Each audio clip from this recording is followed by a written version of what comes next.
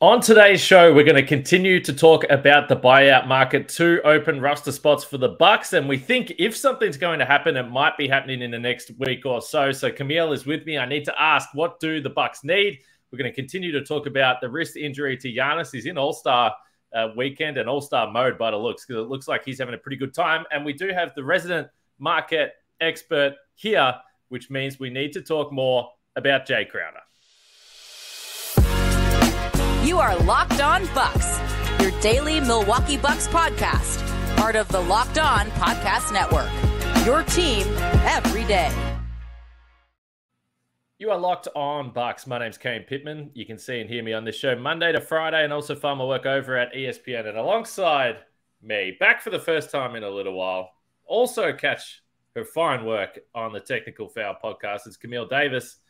For today's episode, that is brought to you by Prize Picks. First-time users can receive a 100% instant deposit match up to $100 with the promo code Locked On. That's prizepicks.com, promo code Locked On. Of course, we thank everyone for making Locked On Bucks your first watch or first listen of every day. I keep on saying it, but the subscriptions are going through the roof on YouTube. We love it. People are getting involved. They're getting engaged. They're asking us questions, which means then we talk about it on the show as well. So you help us by subscribing and getting involved. And same goes for the audio platform. So it's free to do. If you haven't subscribed, make sure you go do that now. We absolutely appreciate it. Camille, the Giannis wrist injury we're going to get to. Jae Crowder we're going to get to.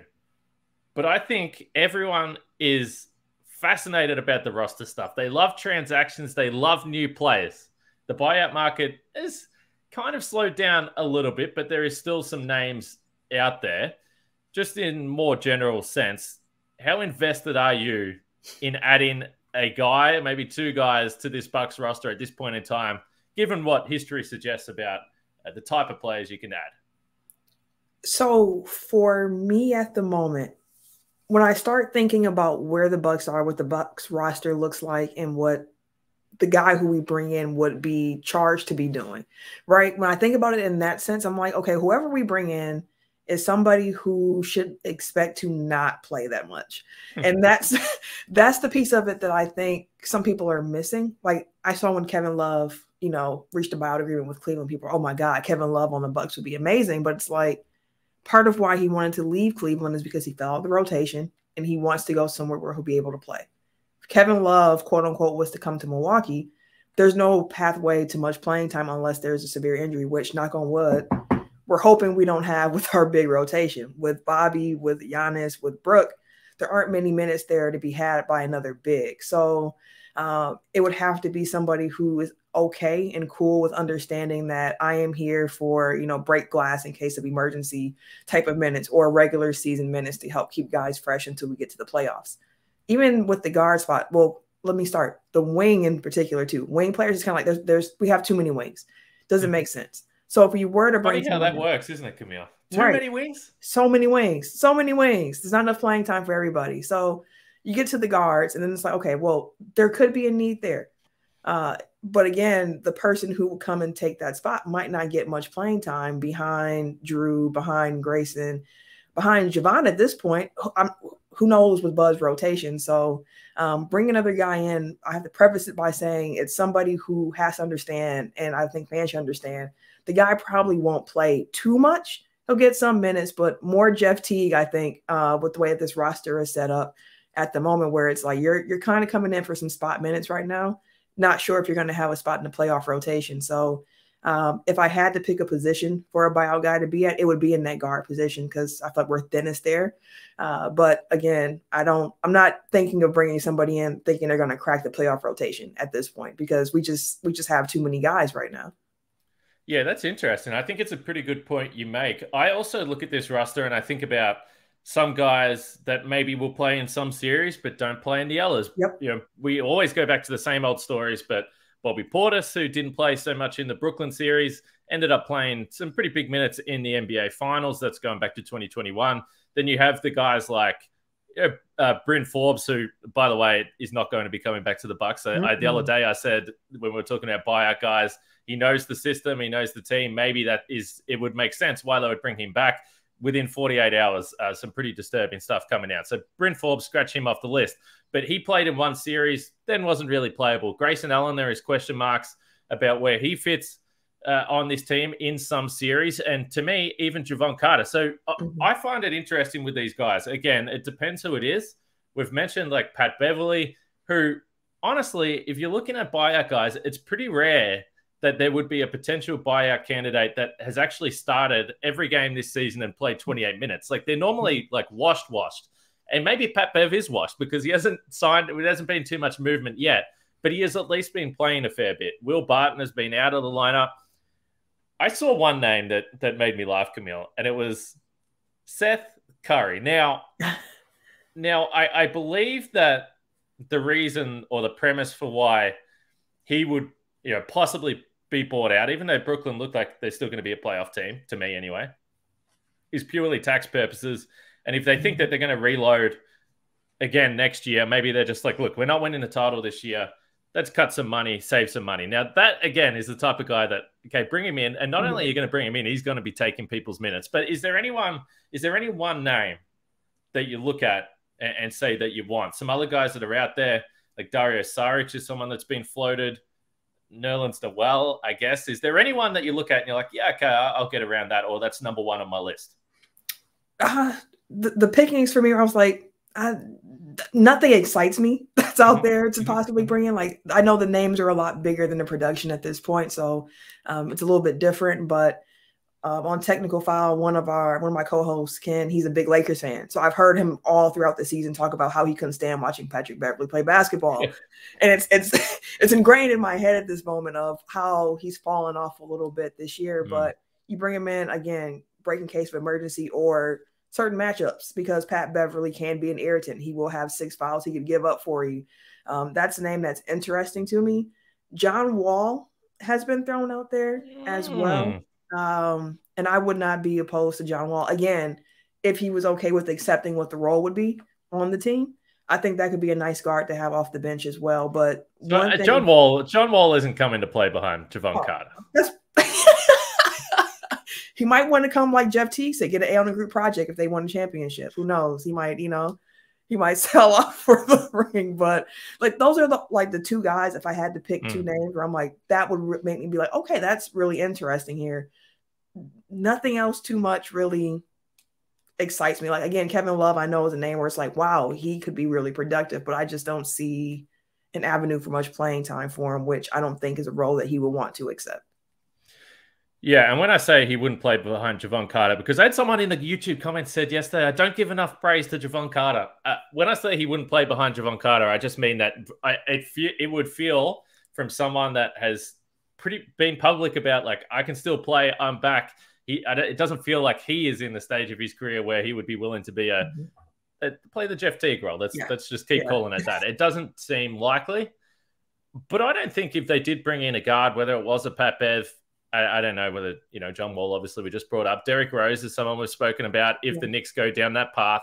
And I did check in with our resident expert when it comes to contract stuff, financial stuff, Frank Madden. Let me just pull out the message. But I did ask about the dates. So in terms of why this is still very relevant, the players have to be released before the end of February to then go and sign with someone else. So we are looking at about a week and a half, I guess, for guys like Derrick Rose that there hasn't been much movement on yet, but maybe he will still possibly get bought out. So, yeah, I do look at it, and I look at a series against potentially a Philadelphia. We keep talking about that with the big men, and wonder whether the Bucks need one more big. So I want to ask you a question based on that premise. Then we're going to get to Giannis, the coach, because as I said, on All-Star Weekend, he has been putting on an absolute show so far. And I've got a tweet. I don't know if you've caught up with it, Camille, but I've got a tweet that I need to show you after we talk about our friends over at Prize Picks. And if you're not familiar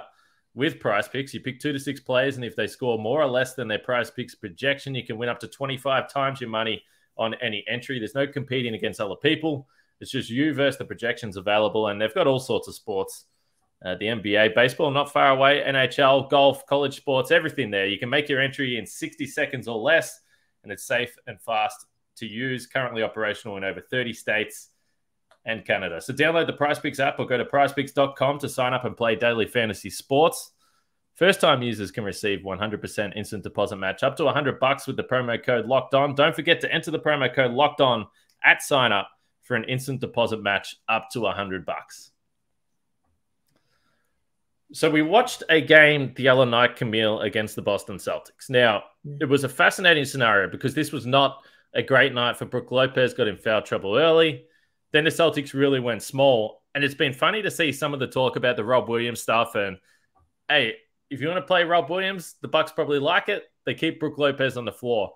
But just the idea of Brook Lopez getting in early foul trouble did just send a little shiver down my spine when I was considering playing potentially the Philadelphia 76ers, and then you lose Brook Lopez in the first 3 minutes of the game, and you don't have a backup big. I guess you're playing Bobby Portis out there, but that is still on the back of my mind.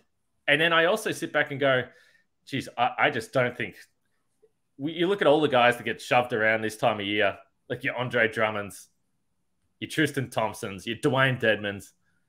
I also just think, what the hell's the point of playing those guys? Because they're just going to get destroyed anyway. Yeah. So I don't know what the answer is for the Bucks, but it just does feel like they're still short. I'm not sure if there is an answer. It's a good point. That's a really good point to consider, because when you think of certain matchups, Philly is a realistic one to have to consider. Most teams don't play too big, and when you look at the Bucks lineup, like normally the Bucks are the big team that you see coming on the court. So you see a guy getting in foul trouble like Brook, it really changes everything. Like, I was listening to the Low Post, and they were talking about Memphis and Jaren Jackson Jr. and how big of a problem his foul trouble is, because they're like, if we can't count on you to give us our 30 minutes, like, you're throwing our rotations into a frenzy right now, and it's going to throw everything else off. So when you start thinking about playoff basketball and for the Bucks, thinking about how foul trouble can affect the team. And it's like, yes, one thing that's cool about this particular Bucks team with Jae Crowder in there and everything like that, and with Joe Ingles, like, you have some options to play small but have size at the same time. That's not going to help you too much against a Joel Embiid type of guy. And most other scenarios, yeah, you could probably make a way out of it, but against someone like Phil, you're going to probably need a bigger body to take some of those minutes. So a question I would have for Frank, I'm not sure how this works. Are the Bucks eligible to convert two-way guys into full roster spots to take that last spot if they wanted to maintain flexibility? Like, let's just say they said, let's just convert Mamu to a full contract rest of the year. That can be our 14th roster spot. That's someone who could take up some fouls, because he'll take them for sure. Again, not a top-notch option, but he's somebody who's been in the system for the team for a little while. He's understanding the principles of it. I'm not sure the logistics around that, but that could be interesting if that's something they could still do. I like Mamu. I'm also still scared about the idea of Game 7. Brook Lopez is in foul trouble, and out comes Mamu to be the Embiid stopper. I'm not, as you pointed to. I don't know. I'm a little bit. I think it's just going to be a concern, but maybe we shouldn't be concerned, because every year we consider what will happen if the Bucks play the Sixers, and they never do. So maybe we don't actually need to worry about it. But it's going to be fascinating. The conversation's going to continue with the Bucks roster over the next little bit here, and let us know in the YouTube comments if anything has changed in the last little bit. That's why I'm still, by the way, a little bit intrigued in Dario Saric. Again, not a monster, but a guy that can play the 5 and has played the 5 a little bit in his time there in Phoenix. So we'll see what the Bucks do over the next week or so. But what about Giannis? So the latest moment where everyone holds their breath and wonders what's going on. So the latest we have, I mean, we mentioned on last night's show, the X-rays came up clean, which is great news. We see him at All-Star Weekend today. So as I kind of suggested yesterday, good luck to the Bucks stopping this man from getting to Salt Lake City. I didn't think it was going to be possible. He was coaching the celebrity game tonight. I guess he's doing the skills challenge tomorrow. Woj was on ESPN saying that basically he's desperate to play in the All-Star game, which we all understand. I saw someone in the YouTube comments making the comment that he should not play in the All-Star game because Joe Mazzulla is going to play him a full 48 minutes, which I thought was a pretty funny comment and maybe actually true. But I guess at this point, based on what we know and Giannis isn't going to say anything.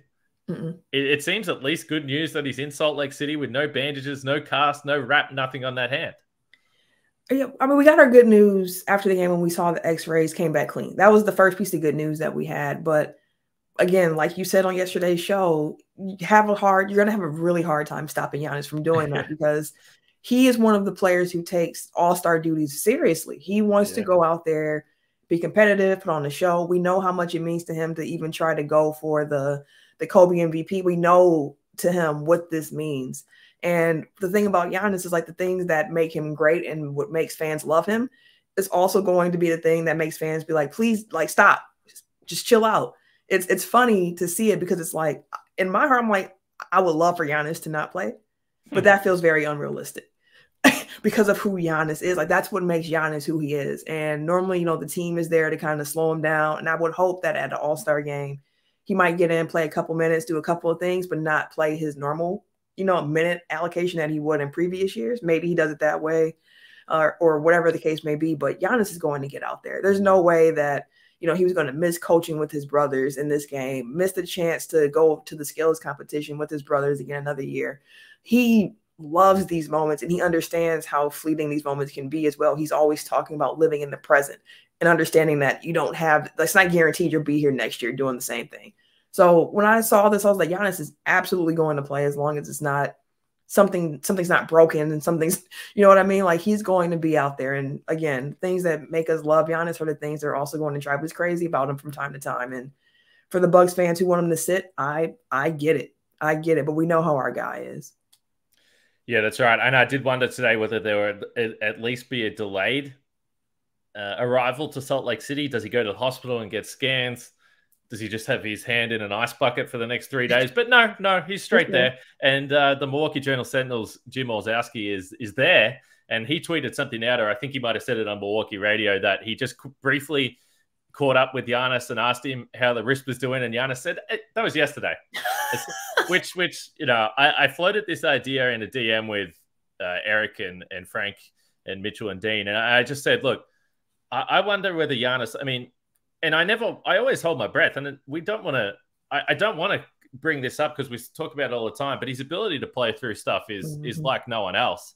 I saw someone tweet something that, like, if this was LeBron and he hurt his wrist the day before, he'd be showing up in like a sling and a cast and telling everyone, look, my arm might be about to be amputated, but I'm going to try my hardest to play in this All-Star game and battle through and make it this big story. Whereas Giannis is just like, it's nothing. Don't even talk to me about it. Let's just focus on the All-Star stuff and focus on the celebrity game coaching. But I've got a question for you, Camille.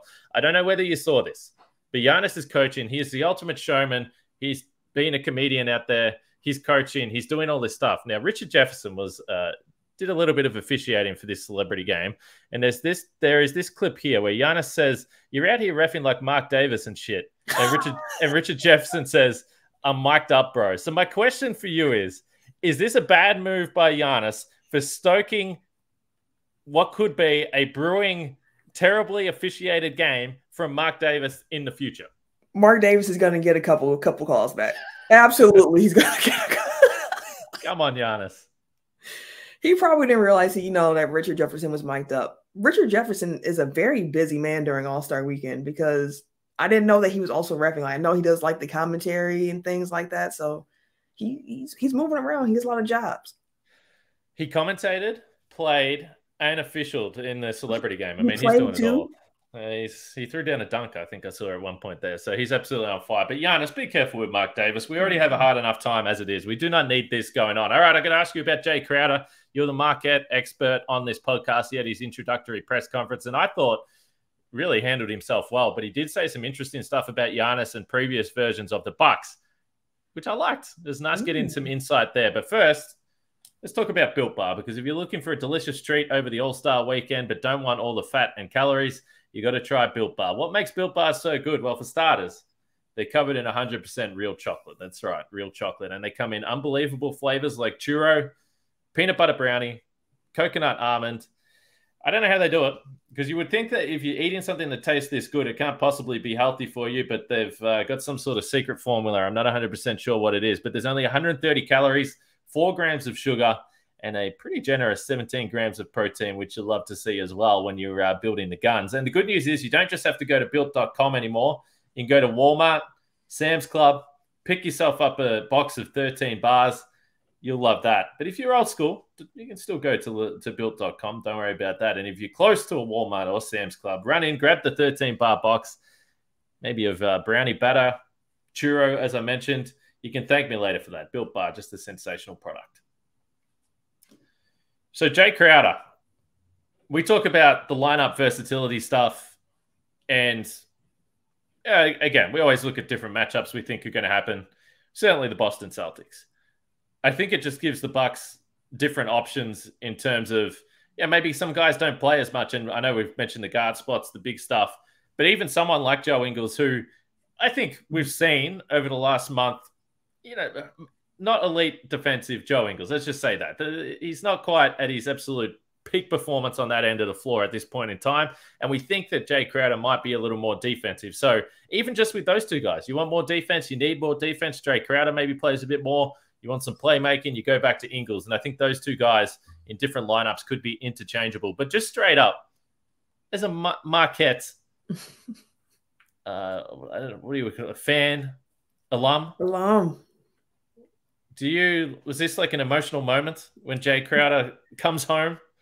It was a really cool moment. The first time we talked about Jae on this podcast, I started off by saying, I need to admit, I'm a Marquette fan. I went to Marquette. I was at Marquette the same time Jae was at Marquette. Yes. I'm a fan of Jae Crowder as an individual off and on the court. Jae is a cool guy. At that time, the talk around how we would acquire Jae Crowder was sending out Grayson Allen.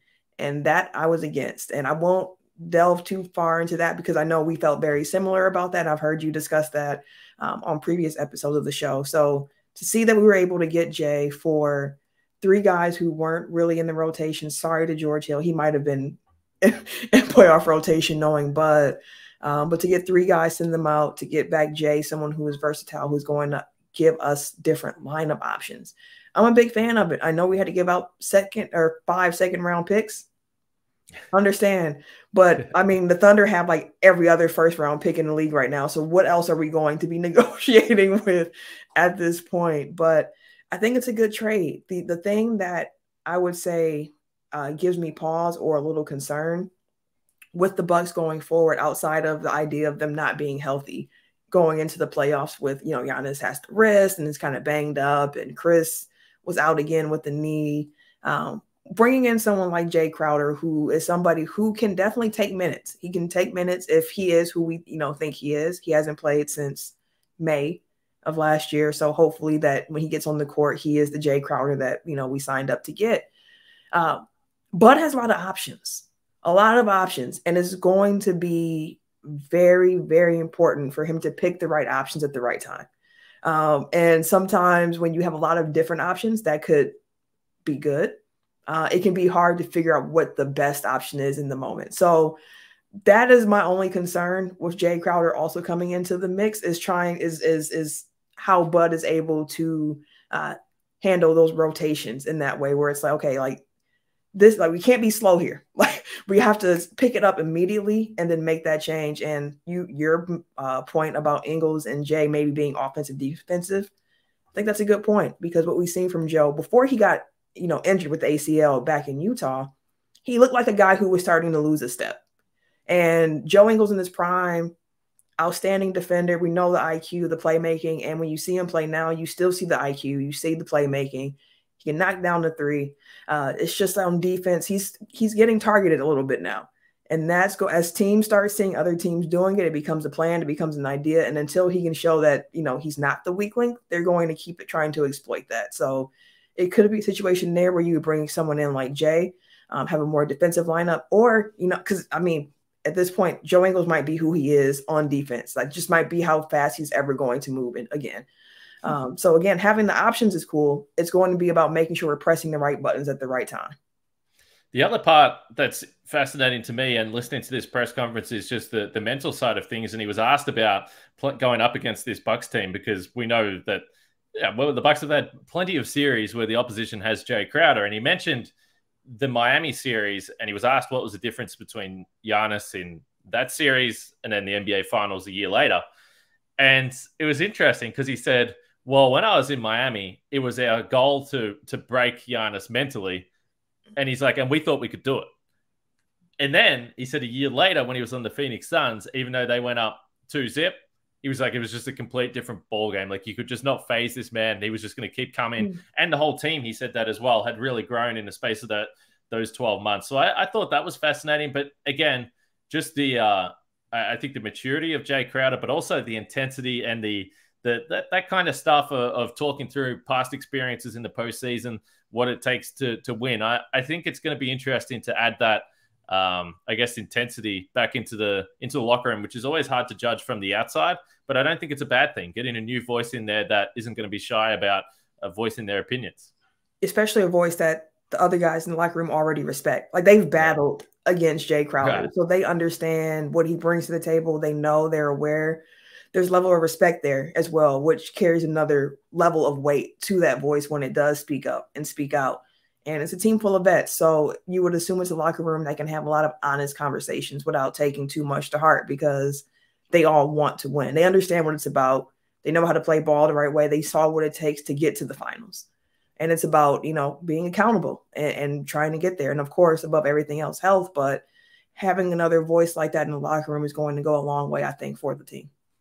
Camille, it has been an absolute pleasure to have you back on the show. It's been a week or two, and I know you're a bit under the weather, so we're all just happy that you're back, you're fighting fit, and bringing some real much-needed class to Locked On Bucks. This winter has been a sick winter. The germs are out to get me, so I'm needing that 104-degree weather that you've been experiencing to try to kill some of this stuff that's around here. I'm just happy I didn't melt yesterday. It was way too hot over here. Make sure you check out the Locked On Game to Game podcast. You can catch everything going on around the NBA from the local experts. They'll have you covered and fill you in on everything you need to know. That's Locked On Game to Game on your Locked On NBA feed, wherever you get your podcasts, or on YouTube. Thanks for watching and listening and supporting us along the way. Jump in the YouTube comments and let us know. Buyout targets, Giannis concern. Just feel free to vent if you need to. Are you concerned about the Mark Davis revenge game? And any Jae Crowder general thoughts? We'll take them all. Make sure you subscribe and like and do all those kinds of things. It's free to do so, and it absolutely helps us, so we really appreciate it. And we will be back to start next week, post-All-Star game. I don't care if Frank's not watching the All-Star game. I'll be watching the All-Star game, and I'll be doing a post-game pod, whether or not Giannis plays, because we've still got Drew Holiday there. So make sure you check back in with us after the All-Star game.